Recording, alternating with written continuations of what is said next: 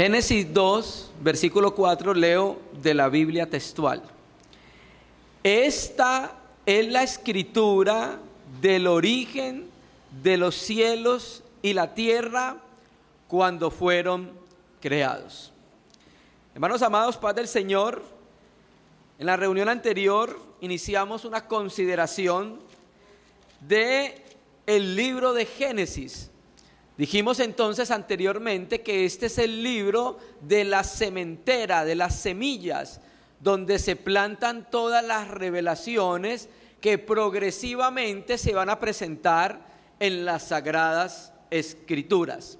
Y en la reunión anterior lo que hicimos ver fue una introducción al libro de Génesis. Hablamos de la composición del libro de Génesis, hablamos del autor del libro de Génesis, del tema del libro de Génesis, de la importancia del libro de Génesis, de la estructura del libro de Génesis. Y el libro de Génesis es diferente a todos los libros de la Biblia. Tenemos un caso en el Nuevo Testamento con el libro de Hebreos. No se sabe quién compuso el libro de los Hebreos. Unos hermanos tienen una teoría, unos que fue Apolos, otros que fue el apóstol Pablo, otros que fue Bernabé.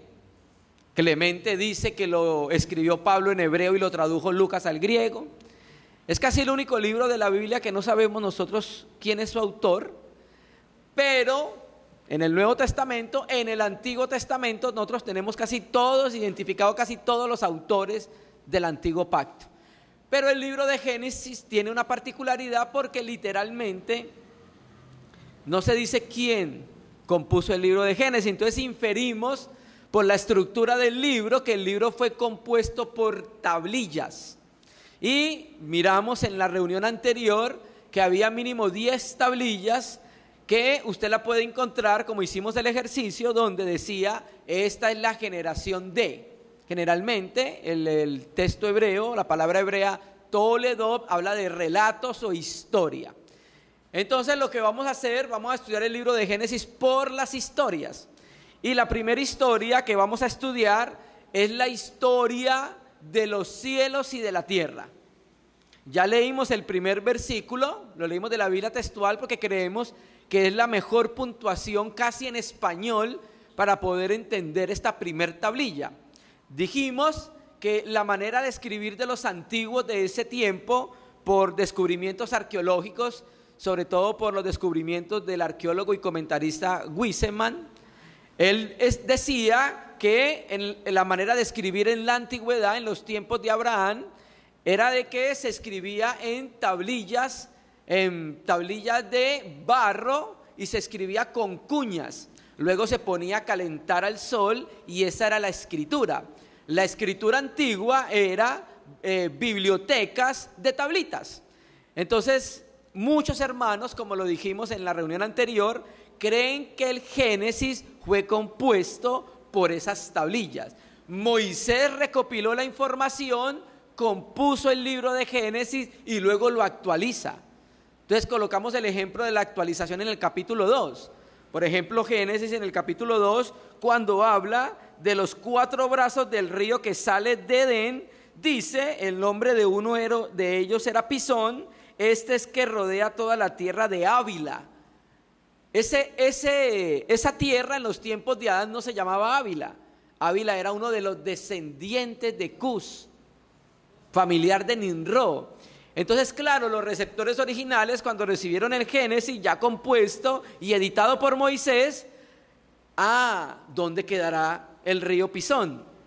Y él le dice, queda en la tierra de Ávila. Ya sabemos dónde es la tierra de Ávila. Esa es la actualización que hace Moisés. ¿Listo? Entonces, en esta consideración, vamos a empezar a estudiar la primer tablilla, la historia de los cielos y de la tierra, el Dios creador. Leímos el versículo 4 porque ese es donde termina, digamos, la historia, la primera historia de los cielos y de la tierra, que va de Génesis 1:1, capítulo 2, hasta el versículo 4 de la Biblia textual. Vamos a estudiar al Dios creador, la creación es nihilo, la creación de los ángeles, vamos a ver la teoría de la brecha, vamos a ver el Espíritu de Dios moviéndose en Génesis 1:2 sobre la faz de las aguas. El método de interpretación que vamos a seguir es versículo por versículo. ¿Por qué? Porque siguiendo versículo por versículo nos ayuda a poder seguir el pensamiento original del autor. Eso es lo que queremos tratar de poder entender. Voy a leer la Septuaginta, el mismo versículo que leí ahorita, de la Septuaginta en español. Dice, Génesis 2:4, este es el libro de la génesis del cielo y la tierra cuando se originaron. Entonces lo que vamos a estudiar es un libro, el libro de la relación de los cielos y de la tierra, el libro del inicio de los cielos y de la tierra, que va de Génesis 1:1 a Génesis 2:4a en Reina y Valera. En la Biblia textual va de Génesis 2:4a. Ahora, la primera historia, la de los cielos y de la tierra, aunque en Reina y Valera va de 1:1 a 2:4a, yo creo que el capítulo 2 parte la idea antes de que se terminen los 7 días. Entonces, en realidad lo que vamos a estudiar es Génesis 1:1 a Génesis 1:35. Y algunos me dirán, hermano, pero es que eso no existe porque nuestra puntuación es Génesis 1:31 y luego pasa el 2. Pero resulta que el 2:1 todavía es la historia de la primer relato. Porque el primer relato abarca los 7 días, 6 días de la creación y el séptimo de Chabá. Entonces el 2:1 todavía hace parte del primer relato, de la primera historia. 2:2 de Génesis hace todavía parte de la primera historia, de los cielos y de la tierra. 2:3 todavía hace parte de la primera historia de los cielos y de la tierra. Y 2:4, la parte A, todavía hace parte, y ahí termina la primera historia, la primer tablilla, la historia de los cielos y de la tierra. ¿Listo? Entonces, la primer tablilla que vamos a estudiar se ha conocido en la historia de la iglesia como el hexaemerón. Hexaemerón es una palabra compuesta, hexa y emerón. Hexa quiere decir 6, emerón días, y fue el nombre que le dieron los exégetas de los siglos segundo, tercero y cuarto, sobre todo el siglo cuarto, los capadocios como Gregorio Nisa, Basilio el Grande y Gregorio Nancianzo. Ellos llamaron a esta interpretación que ellos escribieron, que tienen libros así, le colocaron el nombre del hexaemerón, la interpretación de los 6 días de la creación. Entonces nosotros vamos a estudiar el hexaemerón porque Dios creó en 6 días. Pero en realidad la historia va hasta el séptimo día. Lo que pasa es que el séptimo día no se creó nada. El séptimo día fue Chabá. Entonces vamos a estudiar el hexaemerón más el séptimo día. ¿Listo? Vamos a leer el libro de Hermenéutica Bíblica de José Martínez, página 265.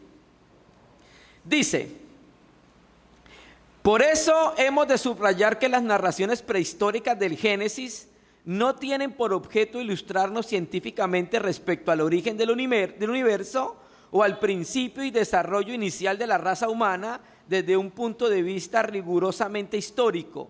Su finalidad es eminentemente teológico.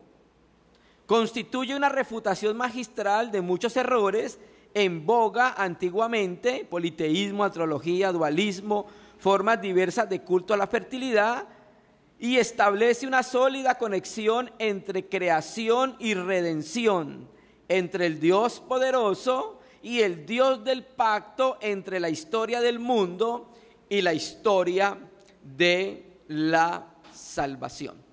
Entonces quiero que entendamos que el Génesis 1:1 es precientífico.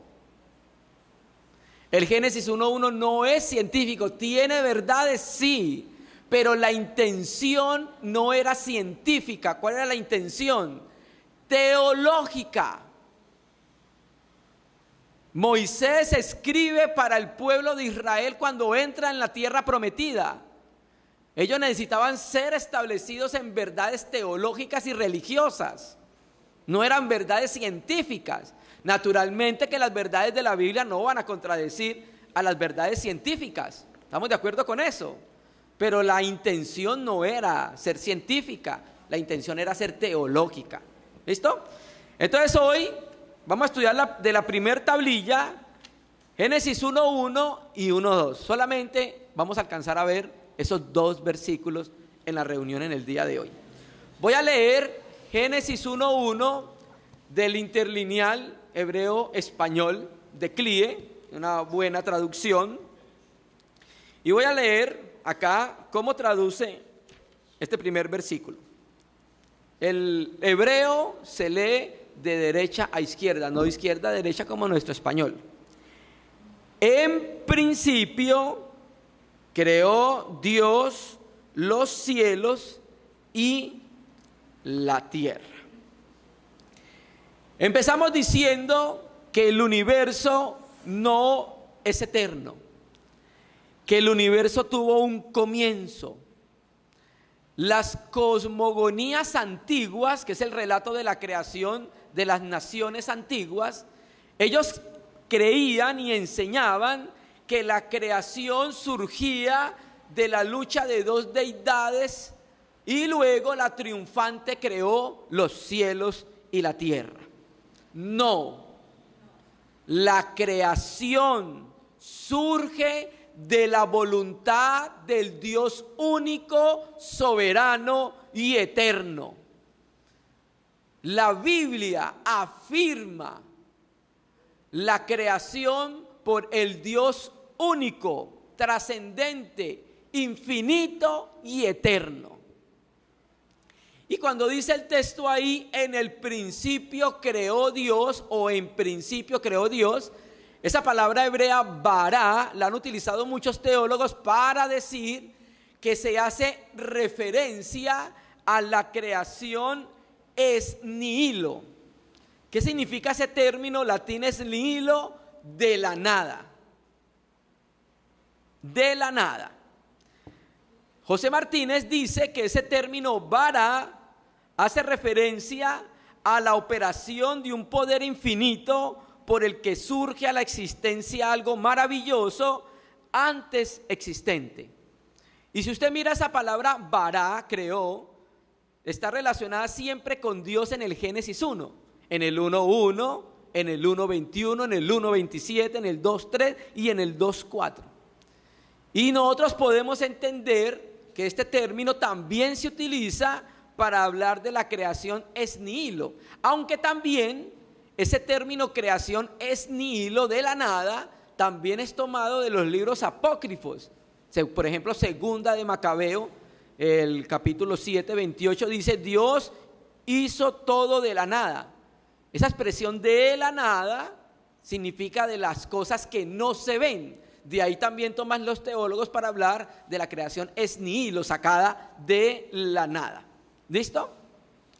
Pero aparte de ese verbo bara, crear de la nada, cuando tiene que ver con Dios, cuando Dios es el sujeto, también existen otros dos verbos en el Génesis 1 para hablar de la creación, para complementar el bara. Porque Dios no solamente creó de la nada, sino que también hizo y dio forma, para completar, digamos, todo el ciclo de la creación. Entonces utiliza la palabra asá, que significa ser. Aparece 6 veces en Génesis 1, y la palabra yasá, que significa formar o dar forma, aparece en Génesis 1:12 cuando dice: produjo pues la tierra verde, hierba que da semilla. ¿Listo? Entonces este versículo primero nos habla del propósito del libro. ¿Cuál?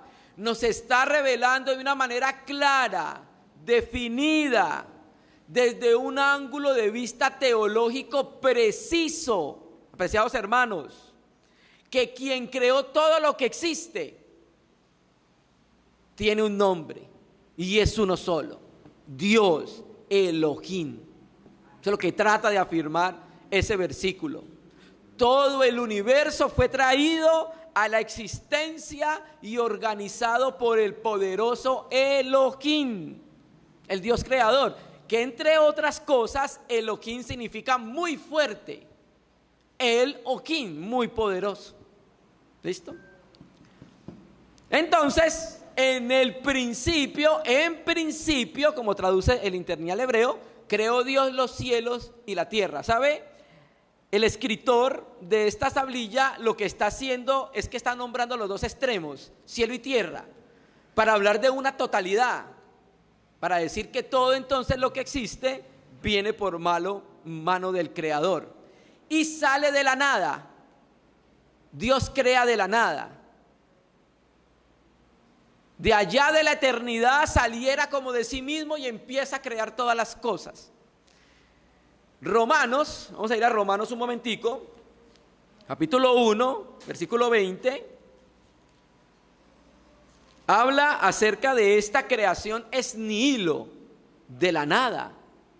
Habla del Dios invisible que habitaba en la eternidad, decidió crear. Entonces el universo sale a la existencia de la nada. ¿Para qué? Para que los hijos de los hombres acá en la tierra leamos la existencia de Dios, veamos la gloria de Dios, veamos su poder, su bondad, su amor, sus perfecciones y le adoremos. Uno de los propósitos de la creación. Ahora lo que dice Romanos 1:20, porque las cosas invisibles de Él, su eterno poder y deidad, se hacen claramente visibles desde la creación del mundo, siendo entendidas por medio de las cosas hechas, de modo que no tienen excusa. ¿Listo? No quisiéramos como hablar tanto del contexto de este versículo, pero queremos traer un pensamiento de él, porque tiene que ver con lo que estamos viendo en Génesis 1:1. Y es que Dios reveló a los hombres dos perfecciones suyas. Los hombres van a conocer dos características del ser de Dios. Uno, su omnipotencia, versículo, eterno poder. Dos, su existencia como Dios, su eterno poder y deidad. Entonces, ¿qué hace la creación? Manifiesta la omnipotencia del Creador. Eso es lo que hace la creación. Porque las cosas invisibles de Él, su eterno poder y deidad, se hacen claramente visibles. ¿Desde cuándo? ¿Desde cuándo Dios se reveló? Desde la creación, ahí lo dice, desde la creación. ¿Qué quiere decir esto, hermanos? Que ningún hombre jamás en la historia de la humanidad ha estado sin la revelación de Dios. Ningún hombre en la historia de la humanidad ha estado sin la revelación de Dios. Él reveló su poder, su omnipotencia, y reveló que es Dios, su deidad, a través de crear las cosas. Ahí lo dice Romanos 1:20. Entonces, el Dios invisible se deja percibir por el hombre a través de la creación. Creación que saca de la nada, vará, saca de la nada, ¿cierto? Entonces es como si la humanidad tuviera un libro para conocer la existencia de Dios. Y ese libro general que tiene la humanidad para conocer la existencia de Dios, ¿sabe cuál es? La creación. Es el libro que la humanidad lee para conocer que existe un Dios creador de todas las cosas, hermano. ¿Listo? Entonces, en principio, creó Dios los cielos y la tierra. Bueno, también tenemos que decir que han salido muchas interpretaciones de este versículo 1. Por ejemplo, en el tiempo de los escolásticos, Tomás de Aquino creía que cuando dice en el principio creó Dios los cielos y tierra, él incluía en esa palabra cielo los tres cielos. Él incluía en esa palabra los cielos, el cielo de Dios, los ángeles, el empíreo, el cielo sidéreo, el cielo de las estrellas, y el cielo atmosférico. También el libro que se llama Auxiliar Bíblico Portavoz, página 18-19, también cree que cuando dice en principio creó Dios los cielos y la tierra, ellos también creen ahí que cuando dice cielos, habla de los 3 cielos, porque así lo entendían los hebreos, ¿cierto? El primer cielo, hogar de las aves y de las nubes; segundo cielo, hogar del sol, la luna, las estrellas; y tercer cielo, hogar de los seres espirituales angélicos y de los santos que partieron, dice Auxiliar Bíblico de Portavoz. ¿Listo? Pero nosotros debemos entender que Moisés está escribiendo para una nación específica primeramente y con fines religiosos teológicos. Ese es el propósito. No debemos dejar de ver ese propósito, ¿cierto? Israel iba a ser fortalecido en la fe en Dios al tener un registro escrito de que el Dios que los sacó de la tierra prometida, que los sacó de la tierra de esclavitud a la tierra que fluye leche y miel, es el creador de todas las cosas, hermano. ¿Listo? Y el doctor Evis Carballosa, en el comentario que hace al libro de Génesis, acá está, él dice que cuando dice el texto hebreo en principio creó Dios los cielos y la tierra, él dice que el autor no intenta aclarar cuándo o cómo se realizó el acto de la creación, sino que solo afirma que todo lo que existe es el resultado de la omnipotente mano de Dios. Entonces creemos que esa primer cláusula debía estar como en signos de admiración. En principio creó Dios los cielos y la tierra, para colocar un letrero bien grande que todo el mundo reconozca que lo que existe viene por obra de un solo Dios, nuestro Elohim. ¿Listo? Ahora, cuando leemos Génesis 1:1 con los lentes del Nuevo Testamento, ¿qué podemos leer nosotros? Que hay una actuación de la Trinidad en la creación. O sea, cuando leemos el Nuevo Testamento no podemos dejar de ver que efectivamente en la creación, en ese en principio, creó Dios los cielos y la tierra, pues naturalmente está involucrado el Dios único, con única esencia divina, donde subsisten las 3 hipóstasis divinas, que es el Padre, el Hijo y el Espíritu Santo, ¿cierto? Entonces vamos a leer un solo versículo para mostrar que también en la creación participó el Hijo, el Verbo, y el Espíritu Santo, que lo vamos a ver en el otro versículo. Génesis 1:1, Colosenses 1, versículos 15 y 16. Colosenses 1, versículo 15 y 16, dice: Él es la imagen del Dios invisible, el primogénito de toda creación, porque en Él, en la imagen del Dios invisible, fueron creadas todas las cosas, las que hay en los cielos y las que hay en la tierra, visibles e invisibles, sean tronos, sean dominios, sean principados, sean potestades, todo fue creado por medio de Él y para Él.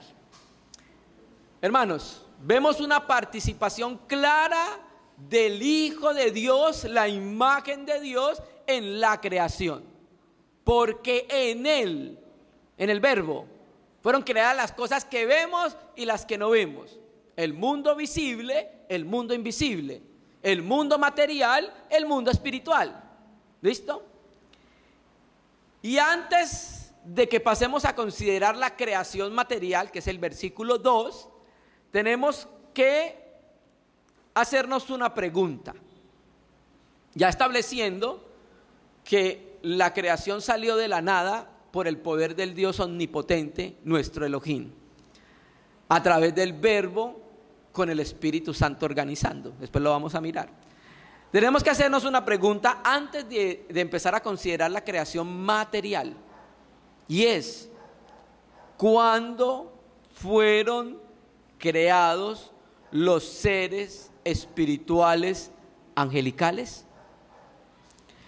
¿Por qué lo preguntamos así? Porque en la Biblia no hay un versículo claro que diga cuándo y el momento en que Dios creó a los seres espirituales angelicales, ¿cierto? Vamos a inferir varias cosas del texto. Uno, vamos a inferir Colosenses 1:16 que los seres espirituales angelicales fueron creados por el Verbo. Ya lo acabamos de leer, ¿cierto? Porque en Él fueron creadas todas las cosas que hay en los cielos y en la tierra, visibles e invisibles. 2 puntos. Tronos, dominios, principados, potestades. Entonces vamos a inferir lo primero del texto, y es que los seres espirituales angélicos los ha creado Dios, y aquí está involucrando al Señor Jesucristo, ¿cierto? Entonces la creación del Hijo incluye con el Padre el universo entero, el material y el inmaterial, todas las cosas en los cielos y en la tierra, todas las cosas visibles y todas las cosas invisibles, ¿cierto?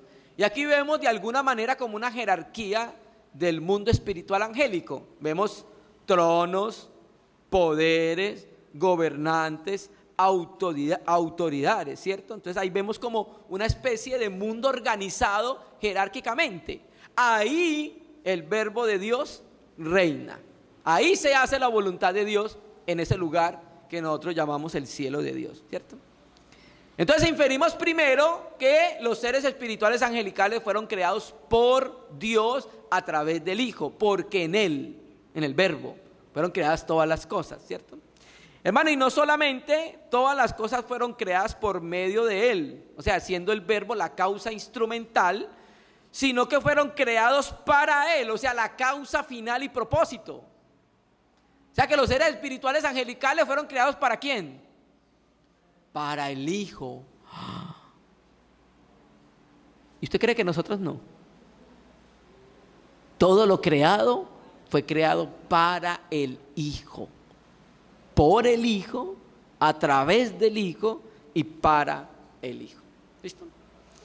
2, inferimos que los ángeles estaban presentes cuando Dios creaba la creación material. Inferimos que los ángeles estaban presentes cuando Dios creaba la creación material. Texto: Job, capítulo 38. La Biblia no pone el tiempo de la creación de los ángeles. Tenemos que inferir cuándo fueron creados. Entonces, antes de ver la creación material, necesitamos entender que los ángeles fueron creados antes de la creación material, porque ellos vieron la creación material. Vamos a leer Job 38, versículo 4, 5 y 6. Dice: cuando Yahvé se le apareció desde un torbellino a Job: ¿dónde estabas tú cuando yo fundaba la tierra? Házmelo saber si tienes inteligencia. ¿Quién ordenó sus medidas si lo sabes? ¿O quién extendió sobre ella cordel? ¿Sobre qué están fundadas sus bases? ¿O quién puso su piedra angular? Cuando alababan todas las estrellas del alba y se regocijaban todos los hijos de Dios. ¿Listo? Quiero leer el versículo 7 de la Biblia textual. La Biblia textual, el versículo 7 lo traduce, es de la Septuaginta. Y mira cómo traduce la Septuaginta Job, capítulo 38, versículo 7. Cuando fueron hechas las estrellas, todos mis ángeles me alababan a gran voz. Así traduce la Septuaginta. Cuando fueron hechas todas las estrellas, todos mis ángeles me alababan a gran voz. ¿Qué podemos entender entonces? Claramente, que los ángeles o los hijos de Dios existían antes de que Dios hiciera la creación. Los ángeles ya estaban presentes cuando Dios estaba creando el cosmos material. Ellos cantaron, alabaron al Señor cuando Dios estaba creando todas las cosas. Le estaban rindiendo honor y gloria al arquitecto divino porque ellos vieron con su poder cómo Dios empezaba a crear todas las cosas de la nada, las cosas materiales. Entonces inferimos que el verbo de Dios fue creador de los ángeles junto con el Padre. 2, que los ángeles fueron creados antes de la creación material. ¿Listo? Ellos fueron testigos de la creación del ejército de los cielos, la luna, las estrellas, los astros. Fueron testigos de los fundamentos de la tierra y alabaron al Señor por su majestad, por su sabiduría, por su belleza, por haber creado todas las cosas con su gran poder. ¿Y sabe qué, hermanos? Hasta hoy los ángeles siguen cantando y dándole honor a Dios por haber creado todas las cosas. Allá no pasa el tiempo, acá pasa el tiempo. Pero desde ese momento los seres espirituales angélicos no paran de darle honor al Señor por haber creado todas las cosas. Vuelvo a leer Job 38:7 y vamos a leer Apocalipsis 4:9. Cuando fueron hechas las estrellas, todos mis ángeles me alababan a gran voz. Apocalipsis 4, versículo 9. Apocalipsis 4, versículo 9. Dice: y siempre que aquellos seres vivientes dan gloria y honra y acción de gracias al que está sentado en el trono y al que vive por los siglos de los siglos, los 24 ancianos se postran delante del que está sentado en el trono y adoran al que vive por los siglos de los siglos, y echan sus coronas delante del trono diciendo: Señor, digno eres de recibir la gloria y la honra y el poder, porque tú creaste todas las cosas y por tu voluntad existen y fueron hechas. ¿Sí ven? Que aún mucho tiempo, llamemos tiempo nosotros porque estamos en un mundo material, pero desde la creación los seres espirituales no dejan de alabar a Dios por la creación. Te damos gracias, Señor, porque todas las cosas existen por tu voluntad y fueron hechas. Ellos estuvieron presentes ahí, conocieron el gran poder del omnipotente Elohim, de su Hijo el Verbo. Y en parte creo que por eso fue que para ellos no se hizo un plan de redención. Entonces concluimos que Génesis 1:1 es un texto de engrandecimiento y de fundamento. Solo existe un ser con poder sobrenatural para hacer la creación: Elohim, Dios. Eso es lo que trata de decir el 1:1 del Génesis. Que sin lugar a dudas existe solamente un creador, nuestro Dios. ¿Listo? Ahora ya el versículo 2 empieza a hablar, ahora sí, de la creación y formación de la tierra.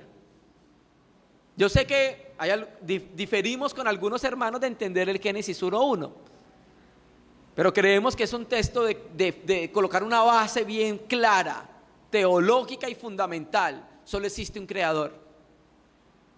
A los israelitas necesitaban establecerse en eso, porque en ese tiempo ellos salieron de una nación que era muy politeísta. ¿Listo? Ahora sí vamos al versículo 2. Dijimos que entonces en esta reunión íbamos a ver en la primera tablilla la relación de los cielos y la tierra, solo el versículo 1 y versículo 2. Dios mediante, en la próxima reunión empezaremos a considerar el hexaemerón. De pronto consideremos primero los 3 días o 4 días y después los 3 días restantes. Vamos a ver entonces la formación y la creación y formación de la tierra. Vamos a mirar. 2.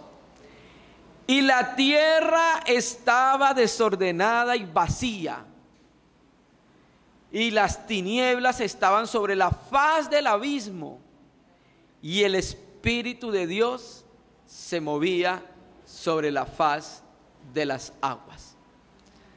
Como lo dije ahorita, uno de los textos de la Biblia donde los intérpretes tienen diferentes interpretaciones es Génesis 1:1, Génesis 1:2 y Génesis 1:3. No se ponen de acuerdo en tratar de entender estos versículos. Hemos entendido que el versículo 2 es un complemento circunstancial, o sea, es una explicación, una ampliación de lo que acabo de decir en el versículo 1, ¿cierto? En principio creó Dios los cielos y la tierra. Ahora, ese bau puede traducirse ahora, pero y va a empezar a explicar entonces cómo creó Dios las cosas y cómo formó las cosas. ¿Listo?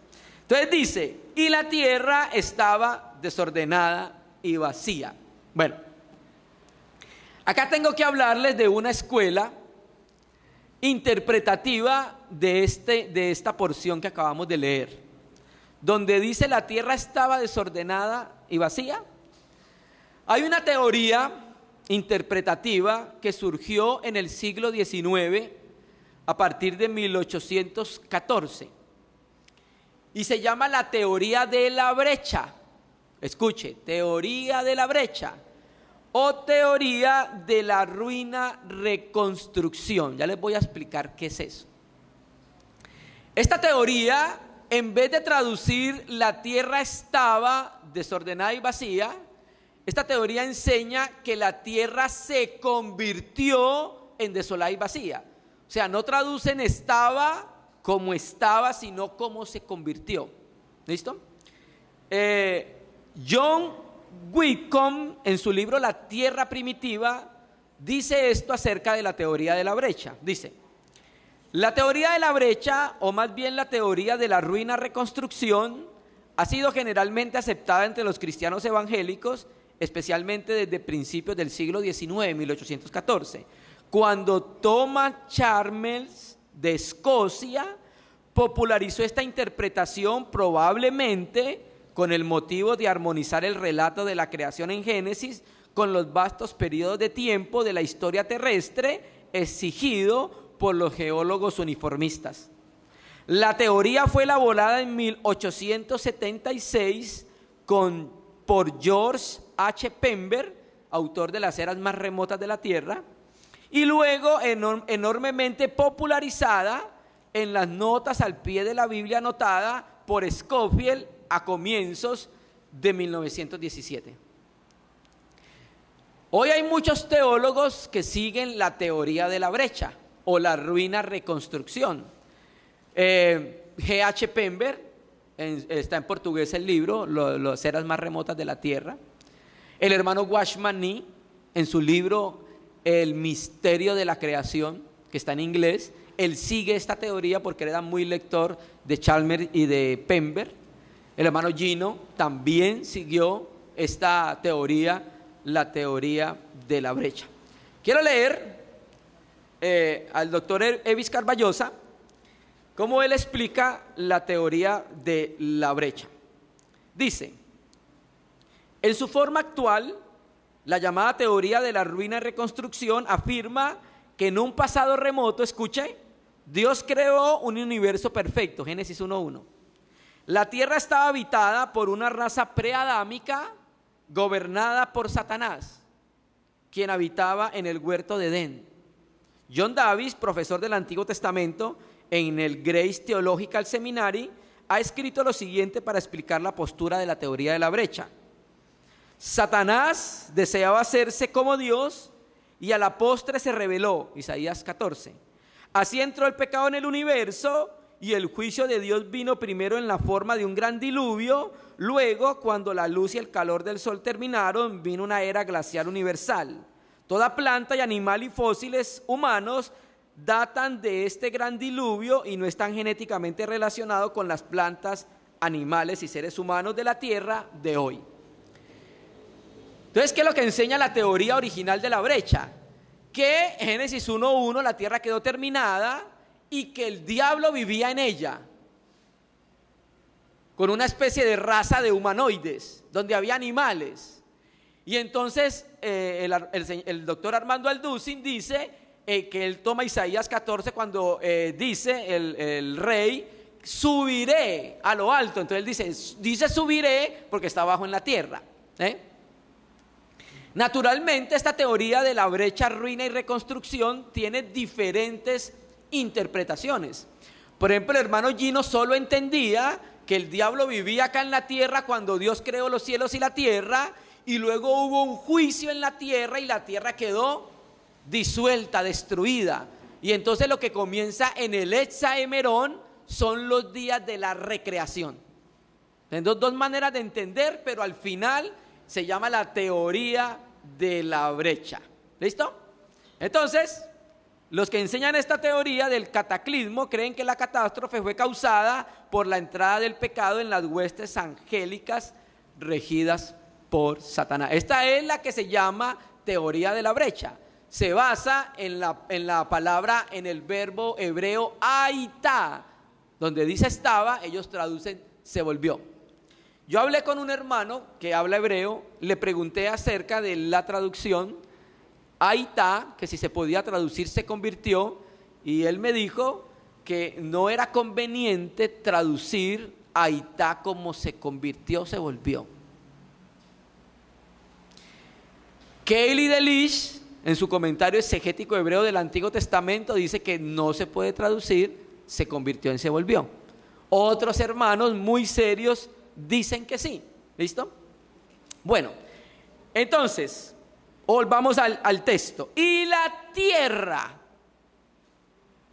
Mira, hermanos, ¿por qué el escritor de la primera tablilla no dice en el principio creó Elohim los cielos y la luna, o los cielos y otro planeta? ¿Por qué dice la tierra? Hermano, porque sin lugar a dudas Génesis 1:1 es geocéntrico. Geocéntrico en sentido teológico y religioso, me explico. Geocéntrico porque el plan de Dios se va a desarrollar es acá en la tierra. El plan de Dios no se va a desarrollar ni en Marte, bueno, planetas que no se llaman así, pero le llamamos nosotros Marte, que era un dios el dios de la mitología griega. Ni el plan de Dios se va a desarrollar en Mercurio, ni en Júpiter, ni en la Tierra paralela. El plan de Dios se va a desarrollar es acá. Por eso es el énfasis, la tierra, acá. ¿Cierto? Entonces, el término tierra en el versículo 2, acá, donde lo estamos leyendo, sígame, hermanos. Aquí, en este versículo 2, no hace referencia a la tierra que está dando vueltas sobre su eje. Hermano, ¿usted qué está diciendo? Ya les voy a explicar por qué. La tierra en este versículo hace referencia al estado primigenio de los elementos para formar la tierra.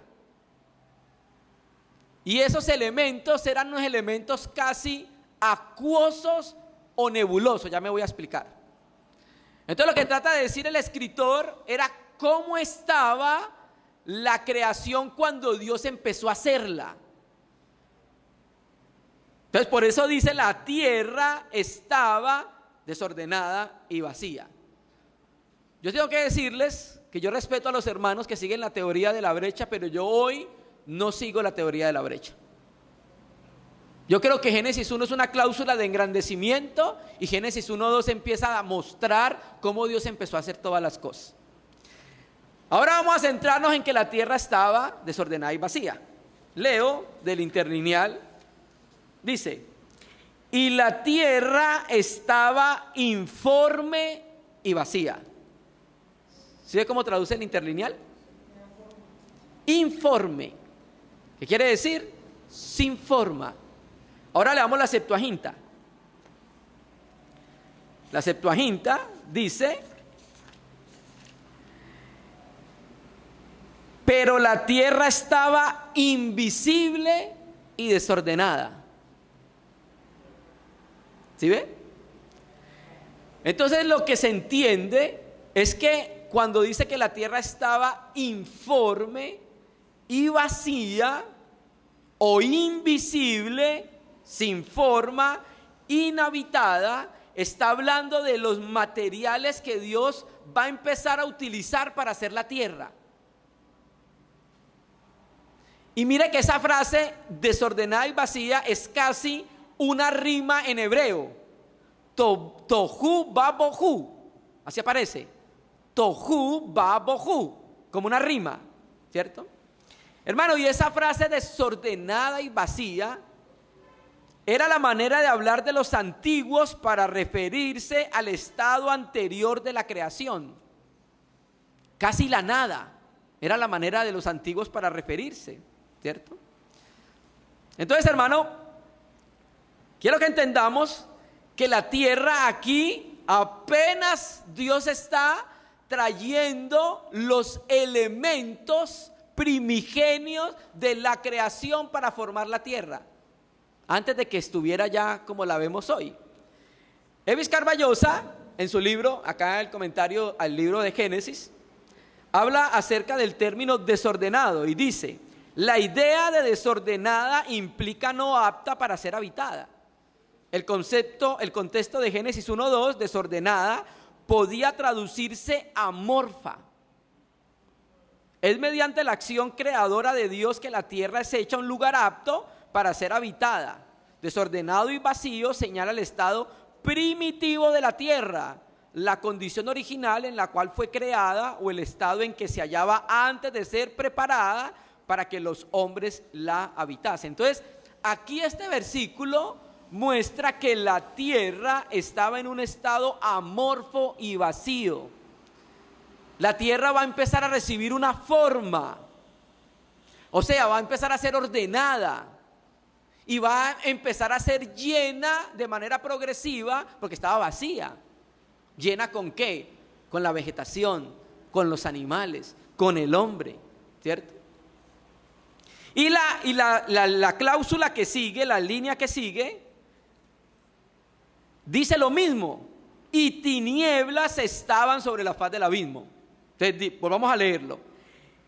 Y la tierra estaba desordenada y vacía, y las tinieblas estaban sobre la faz del abismo. Entonces las dos cláusulas están diciendo lo mismo. ¿Listo? Ahora, que primero debemos entender que la faz significa superficie. Ahora viene la pregunta, y es aquí donde muchos hermanos toman la teoría de la brecha por el término tinieblas y el término abismo. ¿Qué es abismo acá y qué es tinieblas? ¿Listo? Quiero leer de la Biblia Reina y Valera 2006 el versículo 2. Dice: y la tierra estaba sin orden y vacía, había tinieblas sobre la faz del océano. ¿Sí ve que cambió? Acá no es abismo, sino océano. ¿Listo? Bueno, primero debemos decir que ese término tinieblas es sinónimo de oscuridad. Primero debemos decir que es sinónimo de oscuridad.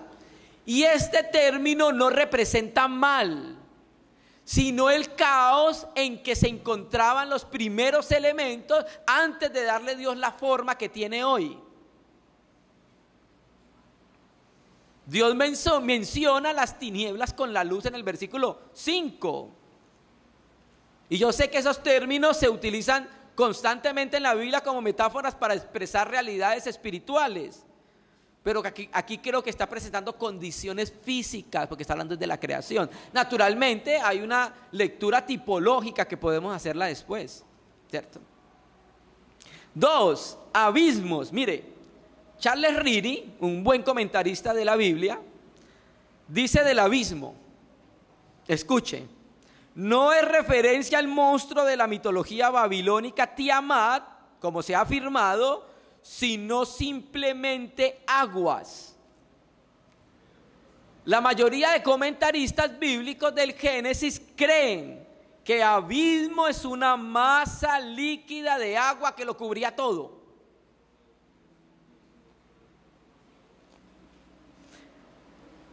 Eso es lo que era el abismo. un océano cósmico, porque los elementos, escúchame bien, que Dios utilizó para crear es el agua. Eso lo vamos a ver hasta todo el capítulo. Evis Carballosa vuelve nuevamente a hablar de esta palabra abismo en el hebreo tejón, así como suena el animal. Dice que ese vocablo se usa 36 veces en el Antiguo Testamento y frecuentemente significa aguas profundas o abismos. Humberto Casuto, profesor de la Universidad Hebrea de Jerusalén, dice lo siguiente: en el Pentateuco, tejón denota simplemente el océano universal primitivo, un concepto puramente físico. Fue creado por la voluntad de Dios y estaba listo para recibir cualquier forma que al Creador le placiese darle. Entonces, cuando la Biblia dice y la tierra estaba sin forma y vacía, es que todavía Dios no le ha dado la forma que tiene. Y cuando dice que las tinieblas o la oscuridad estaban sobre la faz del abismo, quiere decir que antes de que esté la tierra como está, era un océano cósmico, vamos a llamarlo así, un océano cósmico, aguas, porque eso fue lo que Dios utilizó para crear la creación. ¿Listo? Henry Morris, en su libro El Registro de Génesis, traduce así: oscuridad sobre la faz del abismo. Dice: el universo físico, aunque creado, todavía no estaba formado ni energizado. La ausencia de la luz física significa oscuridad, así como la ausencia de forma y habitantes significa un universo en forma elemental aún no completado. Ningún mal estaba implícito en ninguno de los casos, simplemente incompletos. Dice otro autor: los elementos de la materia y las moléculas del agua estaban presentes, pero aún no estaban energizados.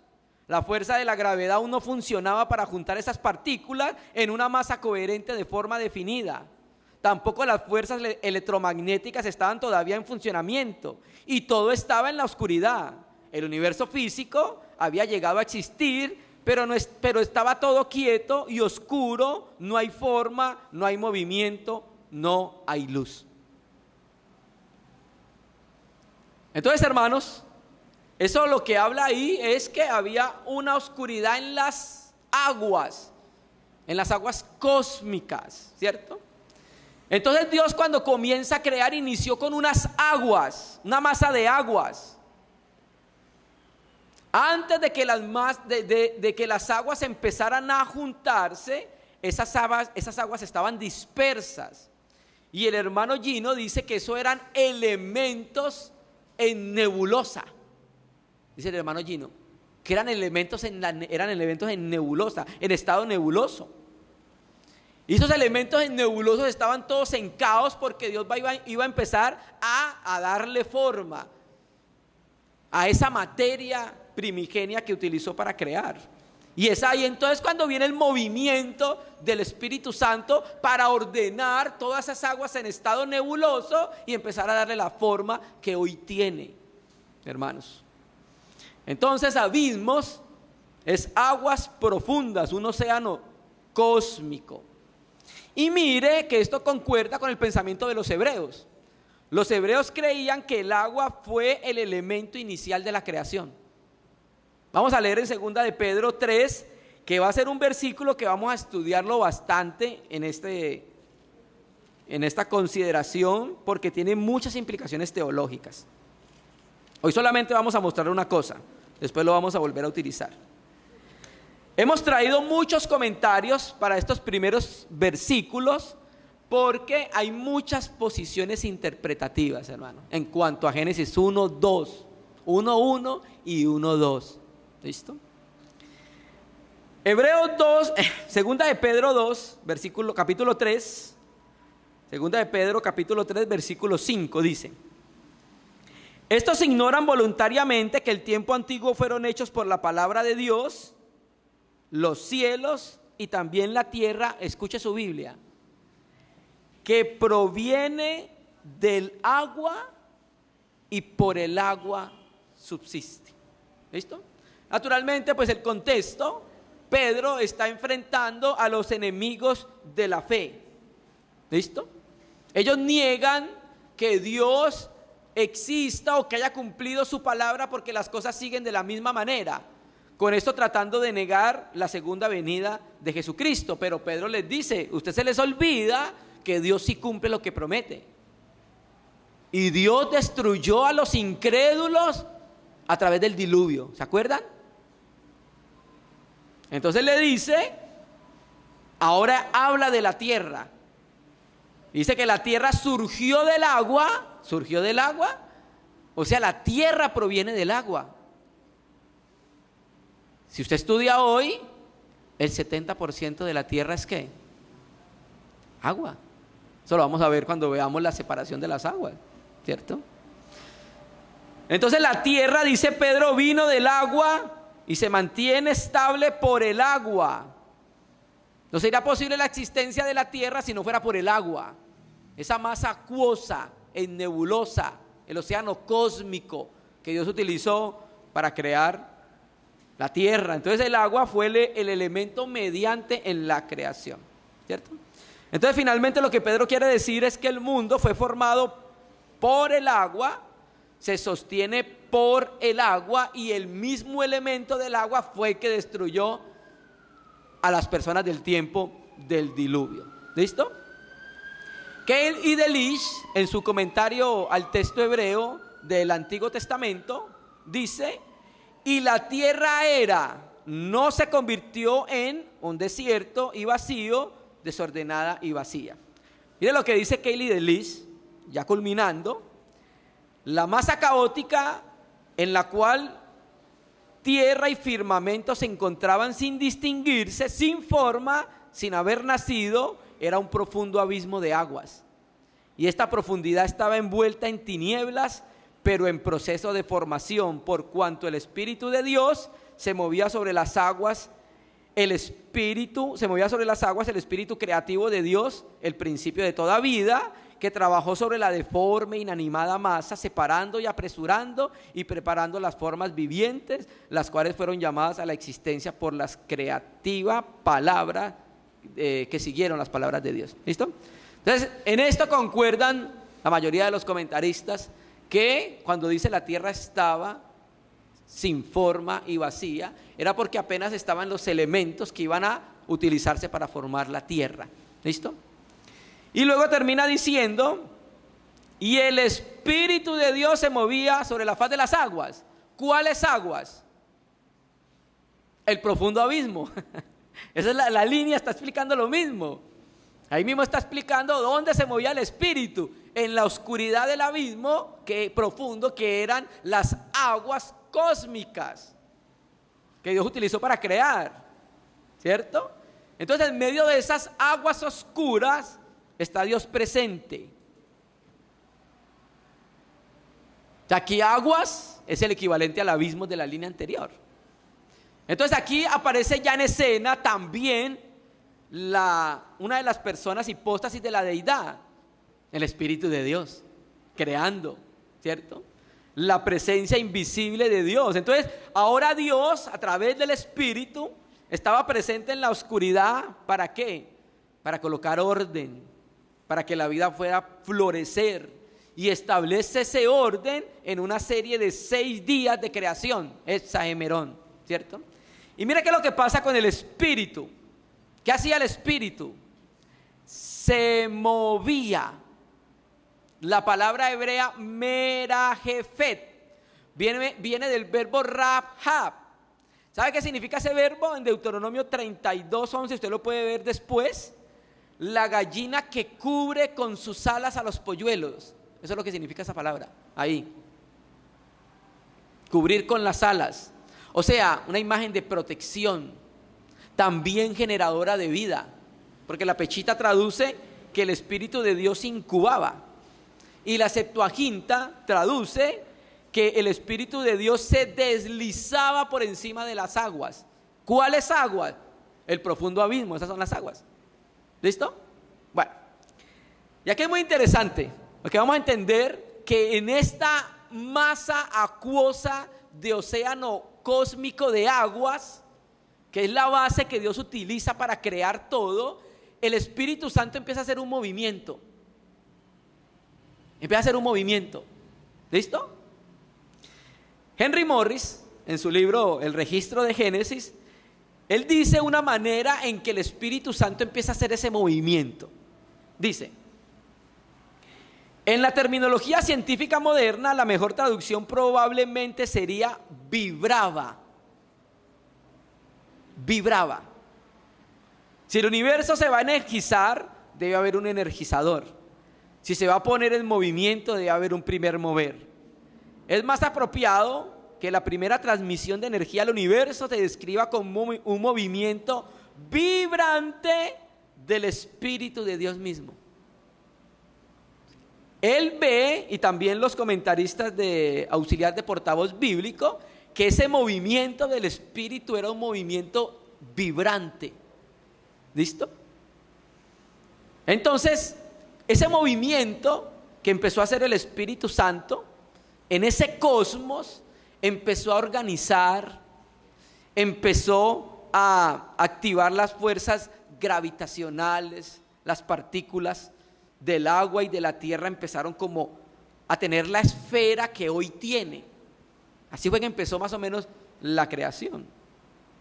Entonces, en ese océano cósmico de aguas, el Espíritu Santo empezó a darle forma a lo que no tenía forma. Ahora empezó a aparecer en forma, pero de agua, la esfera perfecta que fue la tierra, hermano. Ahora esa creación empezaba a estar casi preparada para la luz, para el calor, para las otras formas de vida. ¿Listo? Ahora, ya leímos que algunos comentaristas creen que el movimiento era un movimiento en vibración. El hermano Gino cree que el movimiento era un movimiento en círculo, circuito. Entonces, cuando se lava las manos, usted se da cuenta en el lavamanos que el agua empieza a ir en forma espiral, ¿cierto? ¿Sí? Es más o menos ese movimiento que cree que el hermano Gino que tenía el Espíritu Santo. Vamos a leer 2 versículos. Job, capítulo 22, 14.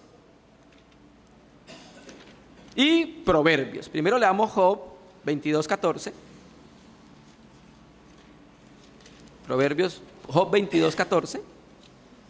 Dice, Job 22, 14.